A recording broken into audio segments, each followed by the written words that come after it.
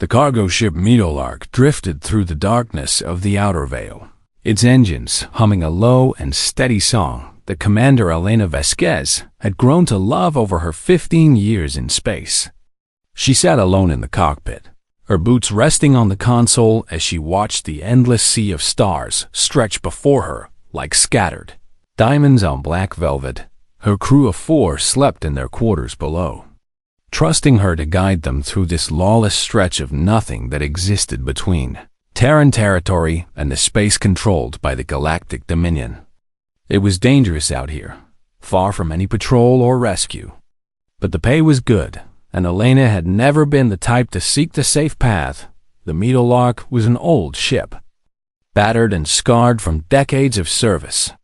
But Elena loved her the way a rider loves a faithful horse. Every creak and groan was familiar. Every flicker of the lights, a conversation between woman and machine. She was reaching for her coffee when the alarm screamed to life. Elena jerked forward, her boots slamming against the floor as she grabbed the console and pulled up the sensor display. A distress beacon pulsed on her screen, weak and flickering, coming from a position roughly 30 minutes away at full burn. What do we have? Here, she murmured to herself as she ran the signal through her identification system. The answer made her stomach drop. The beacon belonged to a Volanthe. Shuttle Elena leaned back in her chair and let out a long breath. The Volanthe were the most feared species in the known galaxy, insectoid predators that stood 8 feet tall with razor-sharp limbs and eyes that glowed like dying embers. The Galactic Dominion had classified them as Class 7 hostiles 3 centuries ago, which meant they were considered too dangerous to approach, too savage to reason with, and absolutely forbidden from receiving any form of aid under interstellar law. Anyone caught helping a Volanthe faced exile at best. At worst, they simply disappeared into Dominion custody and were never seen again. Elena should have ignored the beacon. Every regulation, every survival instinct, and every bit of common sense told her to change course and pretend she had never seen it, but something made her hesitate. She pulled up a deeper scan of the shuttle, and what she saw on her screen made her heart freeze in her chest. The shuttle was dead in space, spinning slowly with no power and no life support. Hull breaches had torn through the rear section, and the damage pattern told Elena everything she needed to know. This shuttle had been attacked, shot by military-grade plasma weapons, the same kind the Dominion used, but that was not what made Elena's hands begin to shake inside the shuttle. Her sensors detected 2 life signs. One was large and fading fast, barely a flicker on her display. The other was small, so very small, and it was moving in circles around the larger form. With frantic, desperate energy, Elena adjusted her communication array and tuned into the open frequency that the shuttle was broadcasting. Static filled her cockpit, harsh and broken. But then a sound cut through the noise that she would never forget as long as she lived. It was a voice, high and trembling, processed through a universal translator that gave it a strange, mechanical quality, but could not hide the raw terror underneath. "Please help," the voice cried out into the void. "Mommy is dying. Please, someone, anyone, please help us. Mommy is hurt, and there is so much blood, and I do not know what to do. Please, please, please." The voice dissolved into sobs, clicks, and chirps that the translator could not process.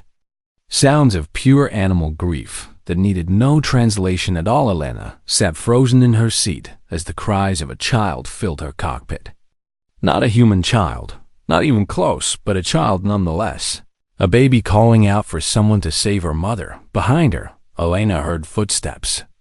Her first mate, a grizzled man named Torres, had been woken by the alarm and now stood in the doorway with sleep still clouding his eyes. "What is that sound?" he asked. "Distress beacon," Elena replied without turning around. Volanthe shuttle, attacked by what looks like Dominion hunters. 1 adult and 1 child aboard. The adult is dying. Torres was fully awake now, and his face had gone pale. "Commander," We cannot. He started to say, I know the law. Torres. It is not just the law, Commander. It is suicide. The Volanthi are monsters. Everyone knows that. And even if we tried to help, the Dominion would hunt us down. Our lives, our ship, everything would be gone. Elena finally turned to look at him, and her eyes were bright with something Torres had never seen before. Something that looked almost like pain. Listen to that sound, she said quietly. Torres listened. The child's cries still echoed through the cockpit, broken and desperate. A small voice screaming into the darkness for help that would never come. That is a baby, Elena said. I do not care what species she is, or what the law says, or what anyone thinks of her people. That is a child watching her mother die alone in the dark. And she is begging the universe for mercy. Elena stood up and walked toward the door, brushing past Torres as she headed for the cargo bay. Commander, what are you doing? Torres demanded. I am going to answer her, Elena said without stopping. They will kill you. The Volanthi mother will tear you apart the moment you board. Elena paused at the doorway and looked back at her first mate with sad and tired eyes. Maybe she will, Elena admitted. But that child called out for help, and I am the only one who heard her. What kind of person would I be if I let a baby watch her mother bleed to death because I was afraid? What kind of human would that make me? Torres had no answer. Elena turned and disappeared down the corridor. And a few minutes later, the Meadowlark changed course and burned hard toward the dying shuttle in the cold and silent void.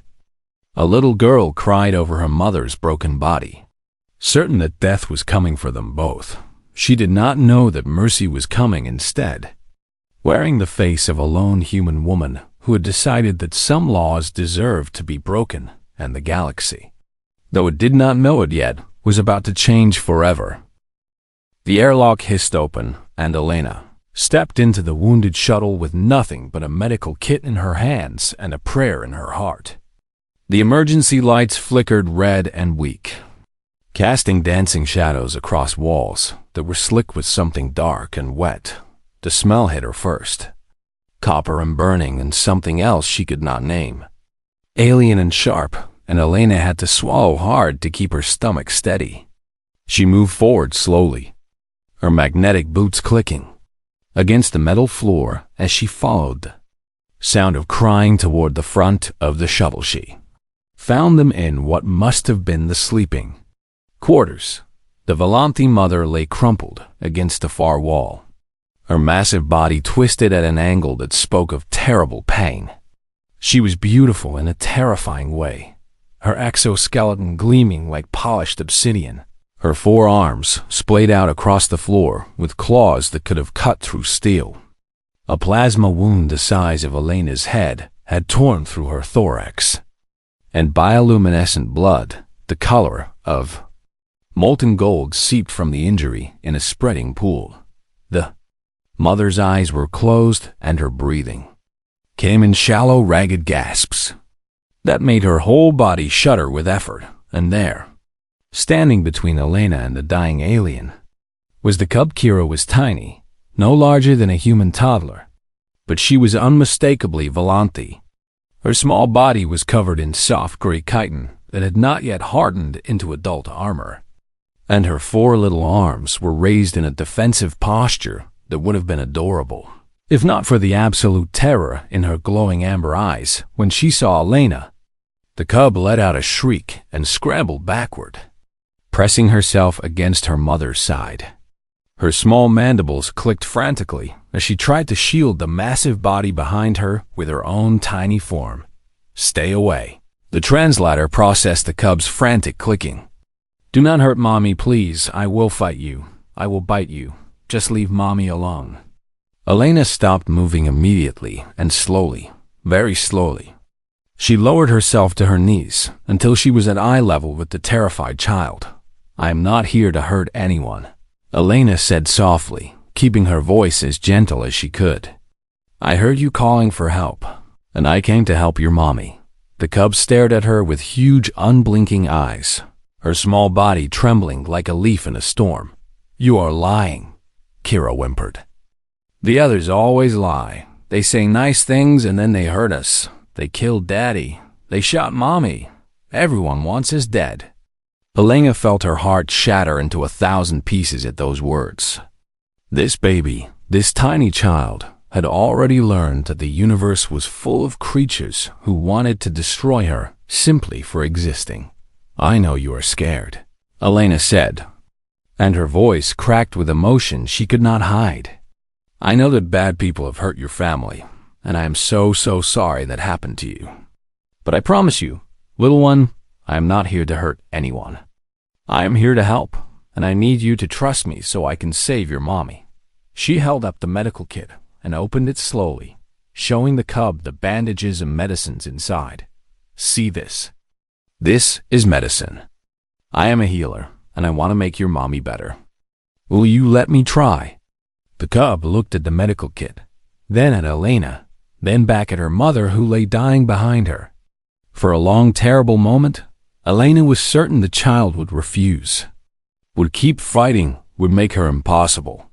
Choice between trusting a stranger and watching her mother die, then Kira's tiny shoulders slumped and she stepped aside with a broken sob that needed no translation. "Please, save her," the cub whispered. "Please, I will do anything. I will be good forever. Just please save my mommy." Elena did not waste another second. She rushed forward and dropped to her knees beside the massive Volanti mother, her hands already pulling supplies from her kit as she assessed the damage. It was bad, worse than she had feared. The plasma round had burned through chitin and flesh, and something that looked like it might be a lung. The golden blood was still flowing, still leaking life out onto the cold metal floor. Elena had trained as a field medic during her time in the Terran merchant fleet, but she had never worked on alien species before, never even seen Volanti anatomy outside of combat warnings that described how best to kill them. But she refused to let this mother die. She worked for hours, her hands moving with desperate precision. She cauterized wounds using tools that were never designed for alien biology. She synthesized blood substitutes by guessing at the chemical composition and praying she was not making things worse. She held pressure on lacerations that kept trying to reopen, feeling the mother's massive claws twitch inches from her face. The little cub never left her side. Kira crouched nearby, watching everything with her huge amber eyes, occasionally reaching out to touch her mother's face with trembling hands and whisper words of love that the translator rendered as song at one point. The mother's body seized violently, and her claws clenched shut with terrible force, catching 3 of Elena's fingers and crushing them before the spasm passed. Elena screamed in pain but did not stop working, did not pull away, kept her other hand pressed firmly against the wound even as tears streamed down her face. 6 hours after she had boarded the shuttle.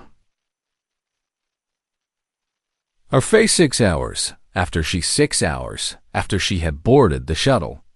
Elena tied off the last bandage and sat back on her heels. The Volanti mother was still breathing. Her golden blood had stopped flowing and color was returning to her bioluminescent markings. She was alive, stable, going to survive. Elena looked down at her own hands. They were burned from the cauterizing tool, covered in alien blood that had dried into a golden crust, and 3 of her fingers were bent at wrong angles. Swelling already, she had never been in more pain in her entire life, and she had never been more grateful. Little cub crawled into her lap without warning, pressing her small body against Elena's chest and wrapping all 4 of her tiny arms around the human woman. "Thank you," Kira sobbed. "Thank you, thank you, thank you. You saved Mommy. You saved her.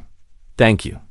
Elena wrapped her one good arm around the trembling child and held her close, rocking her gently the way she had rocked her baby sister so many years ago. "It is going to be okay," Elena whispered. "Your mommy is going to be okay." She did not know that on a Dominion cruiser thousands of kilometers away, Ambassador Thylix of the Kovani was watching a recording of everything she had just done. She did not know that her act of mercy had been captured and witnessed. She did not know that the galaxy was already beginning to change. All she knew was that a mother would live. A child would not become an orphan. And she had done the right thing for now. That was enough. Ambassador Thylix of the Corvani had served the Galactic Dominion for 400 years, and in all that time, he had believed himself to be a good and honorable being. He had signed treaties and ended wars and brought dozens of species into the fold of galactic civilization. He had always told himself that the Dominion existed to bring order and peace to a chaotic universe. He had never questioned the official stories about the Valentino. He sat alone in his private quarters aboard the diplomatic cruiser Eternal Light, watching a recording that his surveillance officers had intercepted from the outer veil. And everything he thought he knew was crumbling to dust. The footage showed a human woman, small and fragile by galactic standards, kneeling in a pool of golden blood as she fought to save a creature that the Dominion had taught him was nothing more than a mindless beast.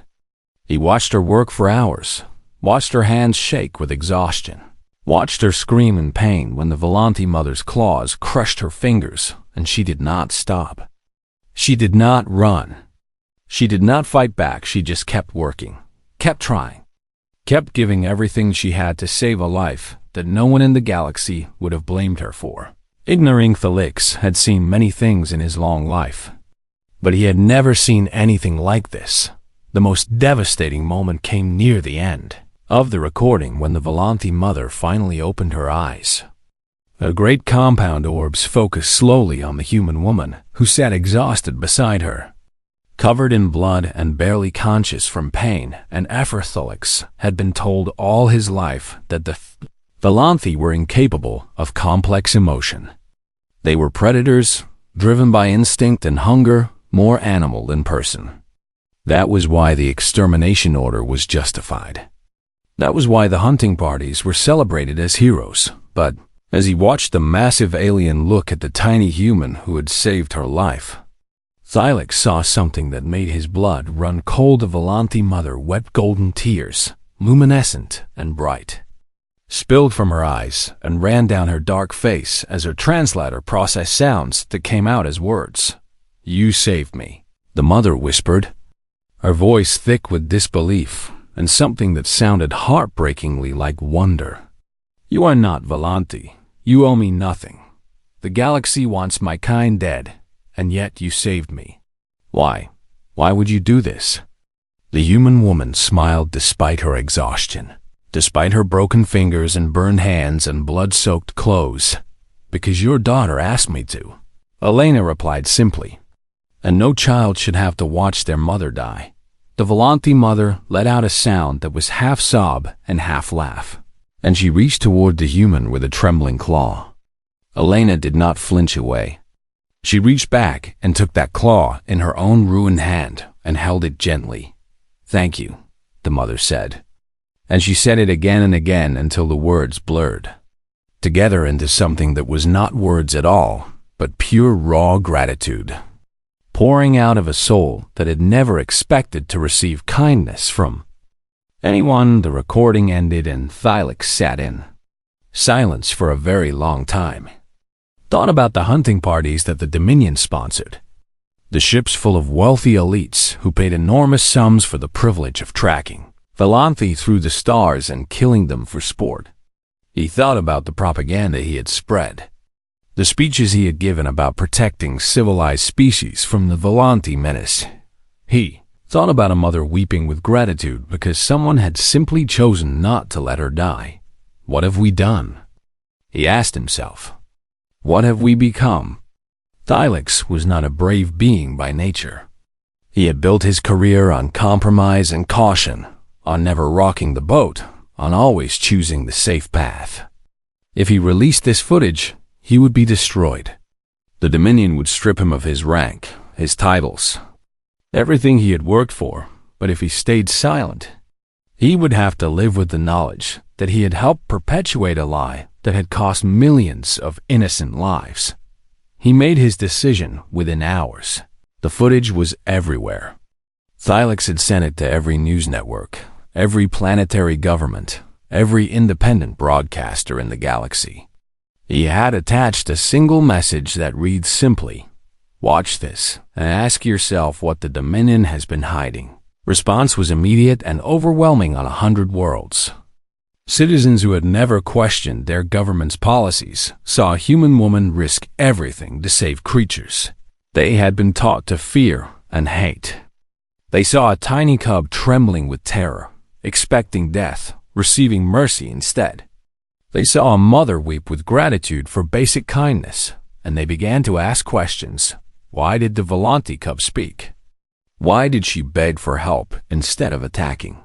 Why did the mother weep with gratitude instead of tearing her rescuer apart? If they were mindless beasts, how could they love their children? If they were monsters, why did they cry? Scholars who had been silenced for decades began releasing suppressed research. Old documents surfaced showing that the Volanti had once been a peaceful species, traders and artists who had welcomed contact with other civilizations. The aggression the galaxy feared had only emerged after centuries of unprovoked attacks. After the Dominion had declared them enemies and begun systematic extermination campaigns, the Class 7 hostile designation was not based on behavior. It was invented to justify genocide protests erupted on Dominion worlds. Citizens demanded answers from leaders who had none to give. The carefully constructed narrative of 300 years began to fall apart under the weight of a single act of compassion, and at the center of it all, traveling slowly toward Terran space aboard a battered cargo ship, Elena Vasquez had no idea that she had become the most famous human in the galaxy. She was too busy caring for her patients to check the news. The Volanti mother, who had finally given her name as Cithara, was recovering slowly but steadily. Little Kira had attached herself to Elena completely, following her everywhere, sleeping curled up against her side, calling her words that the translator could not quite render, but that sounded very much like family. Elena's crew had stopped protesting. Torres and the others had watched her sacrifice, had seen the way the child looked at her with absolute trust and adoration. And something in them had changed too. They were all criminals now. Fugitives who had broken interstellar law to save lives the galaxy had deemed worthless, and none of them regretted it when Elena finally saw the news. Saw her own exhausted face on every screen in the quadrant. Saw the protests and the outrage and the galactic reckoning her simple act of mercy had unleashed. She did not know how to react. "I just wanted to help," she whispered, staring at the screen in disbelief. "I did not mean to start a revolution." Cithra's claw rested gently on her shoulder, and the Volanti mother's voice was warm with something that might have been love. "That is why you did," Cithara replied. "That is exactly why you did." The great chamber of the Galactic Council was the largest constructed space in the known universe. Its ceiling soared so high that clouds sometimes formed in the upper reaches, and its walls were lined with the banners of 10,000 member species. This was where wars were declared and ended, where the fate of entire civilizations was decided by vote and debate today. It was where Elena Vasquez stood in chains. She had been arrested the moment the Meadowlark entered Dominion-controlled space. Armed soldiers had boarded her ship, dragged her away from her crew, and transported her to the Council homeworld to face justice for her crimes. She had violated 17 interstellar statutes by saving Cithra's life, and the Dominion wanted to make an example of her. The chamber was packed with representatives from across the galaxy, more beings than had ever gathered for a single trial in recorded history. Holographic projectors carried the proceedings to billions of viewers on thousands of worlds. Everyone was watching. Lena stood alone in the center of the floor, her wrists bound by energy cuffs that hummed against her skin. Her broken fingers had been set but not fully healed, and her hands still ached where she had been burned. She wore the same clothes she had been arrested in, stained with dried golden blood that no one had bothered to let her wash away. The High Chancellor of the Dominion, a towering crystalline being whose body refracted light into rainbows, spoke first. Elena Vasquez of Earth. The Chancellor's voice boomed through the chamber. You stand accused of providing aid and comfort to Class 7 hostile organisms in violation of the Galactic Preservation Act. You have confessed to these crimes. Do you have anything to say before sentence is passed? Elena raised her head and looked around the massive chamber, at the thousands of alien faces staring down at her with curiosity and contempt and something that might have been fear. She thought about all the speeches she could give, all the arguments she could make, all the ways she could try to justify what she had done. But in the end, she decided to keep it simple. She was a mother, Elena said, and her voice carried clearly through the sudden silence. I helped. Murmurs rippled through the chamber, and the Chancellor's crystal form flickered with agitation. That is your defense? A 6-word statement with no legal merit whatsoever. I am not a lawyer, Elena replied calmly. I am a cargo ship captain who found a dying woman and a crying child. I do not need a legal defense because what I did was not wrong. I saved a life, and I would do it again. The Chancellor was about to respond when a commotion erupted near the chamber entrance. The massive doors were opening, and a holographic projection was coming to life in the space beside Elena. It was Sithorith. Valanthi Mother appeared in perfect clarity, her wounds still bandaged but her eyes bright and fierce.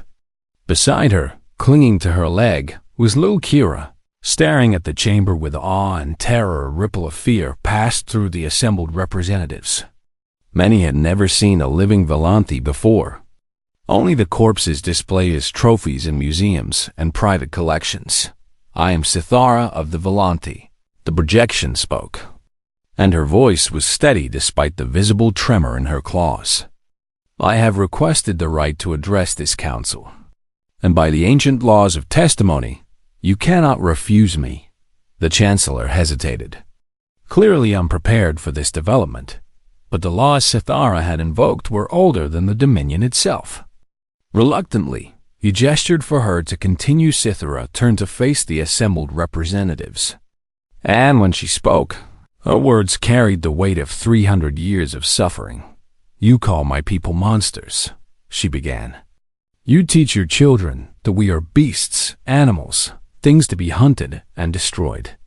You have killed millions of us, hunted us through the stars, slaughtered our elders, and stolen our young. You have erased our history and burned our culture and tried to wipe us from existence. Her voice grew stronger with each sentence, fed by grief and rage that had been building for generations. My mate died shielding our daughter from Dominion hunters who killed for sport. They laughed as they shot him, laughed as he fell, and then they shot me and left us to die in the cold darkness of space. I was ready for death. I had accepted it. There was no hope left in my heart. She pointed at Elena with one great claw, and her eyes glistened with golden tears. And then this human came. She did not know us. She owed us nothing. Every law and every instinct should have told her to leave us to die. But she heard my daughter crying, and she could not walk away. Sithra's voice broke, and she had to pause to compose herself. She worked for 6 hours to save my life. I crushed her fingers in my pain, and she did not stop. She bled for me, suffered for me, risked everything for a stranger that the galaxy told her was a monster. And when I woke and asked her why, do you know what she said? The chamber was utterly silent. She said that no child should have to watch their mother die. Sithara continued, her voice barely above a whisper. That is all. That is the only reason she needed. My daughter's tears were enough to make her risk her life, her freedom, her entire future. She looked around the chamber at the thousands of watching faces. One human showed us more mercy in 6 hours than the galaxy has shown in 300 years. She saw us not as monsters, but as people, as a mother and child who were hurt and scared and needed help. If this is what humans are, if this is how they see the universe, then perhaps it is not the Volanthi who are the true monsters here. Kira stepped forward then, her small form trembling but her voice clear. "The human lady saved my mommy," she said, and her childish voice echoed through the great chamber. "She held my hand when I was scared and told me everything would be okay. She is nice and kind and good, and you should not hurt her because she is a hero." Elena felt tears streaming down her face as she watched the little girl defend her to the most powerful beings in the galaxy. The Chancellor tried to regain control of the proceedings, but it was too late. The damage had been done. Across the galaxy, billions of viewers were watching a child plead for the life of the woman who had saved her mother, and something that had been building for centuries finally broke. Representatives began standing up, one after another, demanding investigations into the Volanthi extermination programs. 3 species announced their immediate withdrawal from the Dominion in protest. Others called for the Chancellor's resignation, for war crimes trials, for justice long delayed in the chaos that followed. Elena stood quietly in her chains and watched the galaxy begin to change. The trial was over. There would be no sentence. There could not be. Not now. Not with the whole universe watching. She had told the truth, and the truth had set them all free. 1 month had passed since the trial that shook the galaxy, and Elena Vasquez sat alone in the cockpit of the Meadowlark, watching the stars drift by as her ship carried her through the quiet darkness between worlds. So much had changed in those 30 days that Elena could barely keep track of it all. The Galactic Dominion had fractured, with a dozen species breaking away to form a new coalition built on principles of universal rights and dignity. The Volanthi Extermination Order had been officially repealed for the first time in 3 centuries. Hunting parties that had once been celebrated were now condemned as war criminals. Ambassador Thylix, the Kovani, who had released the footage that started it all, had personally escorted Elena out of custody and issued a formal apology on behalf of his people. He had resigned from the Dominion and was now working with the new coalition to establish fair treatment for all species, including those who had once been labeled as threats. Elena had been offered medals and honors from a dozen different governments. She had been invited to speak at universities and diplomatic summits. Her face was on news broadcasts across the known universe, held up as a symbol of everything good and compassionate about humanity. She had refused it all. She was not a hero. She kept telling anyone who would listen. She was just a cargo ship captain who had done what any decent person would do. She did not want fame or glory or statues. She just wanted to go back to her quiet life among the stars. But the universe, it seemed, had other plans. Her console beeped with an incoming transmission, and Elena leaned forward to accept it. The screen flickered to life, and suddenly she was looking at a face that had become very dear to her over the past weeks. Sithara smiled at her, and even through the holographic projection, Elena could see how much stronger the Volanthi mother had become. Her wounds had healed, her eyes were bright, and her whole being radiated a peace that had not been there before. "Hello, my friend," Sithara said warmly. "Hello yourself," Elena replied, feeling her own smile spreading across her face. "How are you? How is Kara?" "We are well, better than well. We have reached the refuge world, Elena. We are home." Elena felt a surge of joy at those words. The refuge world was a hidden planet where Volanthi survivors had been gathering for generations. A secret sanctuary where they had built a community in the shadows, always fearing discovery. With the new political changes, they were finally considering coming out of hiding and joining galactic society. "That is wonderful news," Elena said. "I am so happy for you both. We have much to thank you for," Sithara replied. "Not just my life, though that debt alone could never be repaid. You have given my people something we have lost, something we thought was gone forever. What is that? Hope, Sithara said simply. For 300 years, we have hidden in the dark, teaching our children that the universe wanted them dead. The kindness from outsiders was always a trap. Your actions showed us that we were wrong. There is goodness in the galaxy. There are beings who see us as people rather than prey. That knowledge is changing everything. She paused, and when she spoke again, her voice was thick with emotion. Our council has been meeting since we arrived, discussing what to do next. We want to reach out to other species, to try again, to build relationships based on trust rather than fear. But we are afraid. Elena, after everything that has happened, we do not know how to begin. Elena waited, sensing that there was more coming. We have a request, Sithara continued. It is more than we have any right to ask, and we will understand completely if you refuse. But I promise my council that I would at least ask. Ask. Elena said gently. Sithara took a deep breath. We want you to be our ambassador, our first point of contact with the galaxy, the being who speaks for us when we cannot speak for ourselves. You have already shown the universe what compassion looks like, and you have earned our trust in a way that no one else ever has. We know it is an enormous burden to place on your shoulders, but we could think of no one better suited to carry it. Elena sat in stunned silence, her mind racing. This was not what she had expected. This was not anything she had ever imagined for her life. I am just a cargo captain, she finally managed to say. I have no training in diplomacy, no experience with politics, no idea how to do any of the things you are describing. You knew exactly what to do when you found a dying mother and a crying child. Sithara replied, everything else can be learned. What cannot be learned, what cannot be taught, is the kind of heart you have already shown you possess. That is why we want you. Before Elena could respond, another face appeared on the screen, small and bright-eyed and beaming with excitement. Please come, Kira said, her little voice full of hope. You saved Mommy and now you are family. We have a room for you and everything. I painted pictures for the walls, and Mommy says you can have the window that looks at the purple mountains. Please, please, please come.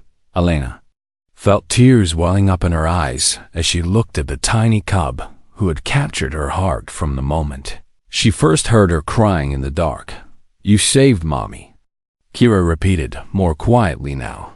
Now you are family. Please come home. Family, it was such a simple word, but it hit Elena harder than anything else the child could have said.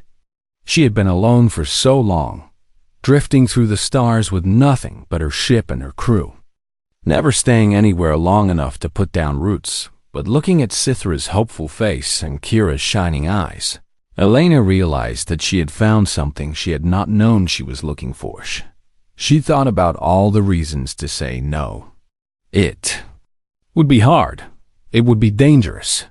She would be giving up the quiet life she loved for something far more complicated and demanding. Then she thought about a little girl, crying in the darkness, calling out for help that she never expected to receive. Send me the coordinates, Elena said, and her voice was steady even though her heart was racing. I am on my way. Kira squealed with joy, and Sithara's eyes filled with grateful tears. The transmission ended with promises to speak again soon, and Elena sat alone in her cockpit, looking at the navigation data that would guide her to a world she had never seen. She thought about everything that had led her to this moment. A distress beacon, a choice, 6 hours of desperate work, and a galaxy turned upside down, all because she had decided to answer when a child cried for help. Elena entered the coordinates into her navigation system and felt the meadowlark hum to life beneath her. Somewhere across the stars, a new family was waiting for her, and a species that had forgotten how to hope was learning to believe in kindness again. She did not know what the future would hold. She did not know if she would be a good ambassador or if she would make terrible mistakes. She did not know if the galaxy would ever truly change, or if the old hatreds would rise again. But she knew one thing for certain: she had made the right choice, and whatever came next, she would face it the same way she had faced everything else in her life, with an open heart and the simple belief that mercy was always worth the cost. The Meadowlark jumped to light speed, and Elena Vasquez went home the galaxy would never forget. What one human woman had done.